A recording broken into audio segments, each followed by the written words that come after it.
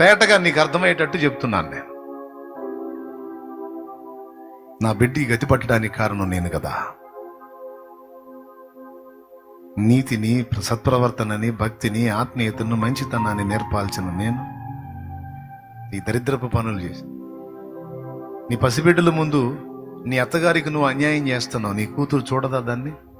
నీ కొడుకు చూడదా దాన్ని? నీ పిల్లలు చూడరా నీ ప్రవర్తనని, నీ దయాగుణాన్ని, నీ కఠినత్వాన్ని? నీ దయాబుద్ధిని చూస్తారు, నీ కాఠిన్యాన్ని చూస్తారు. తాతకు పెట్టిన, మా నాన్న అంటాడు, తాతకు పెట్టిన బొచ్చ తరతరాలు తప్పదరా అని. బొచ్చ అంటే మోటుగా ఉంటుంది, అందుకని ప్లేట్ అన్న ఫ్యాషన్గా. తాతకు పెట్టిన ప్లేట్ తరతరాలు తప్పదని. మనం ఫ్యామిలీలో ఉన్నప్పుడు మన బిడ్డల ఎదుట మన ప్రవర్తన చాలా బ్యాలెన్స్గా ఉండాలి. అట్లా చేసేయన్ని మనం చేసి ఏం ఎరగనట్టు దేవుని దగ్గరికి వచ్చి, ప్రభువా ఎందుకు నాయన అమ్మాయి అట్ట అయింది అంటే, ఆయన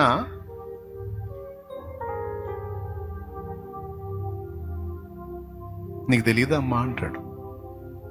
అమ్మాయి అలా కావటానికి కారణం ఎవరమ్మా నీకు తెలీదా? నువ్వే అని ఎక్కడెక్కడ నువ్వు రాంగ్ స్టెప్లు వేసావు అవి మొత్తం నీకు చూపిస్తాడు. కనీసం ఎందుకు తెలుసా? ఇప్పుడన్నా సిగ్గు తెచ్చుకో.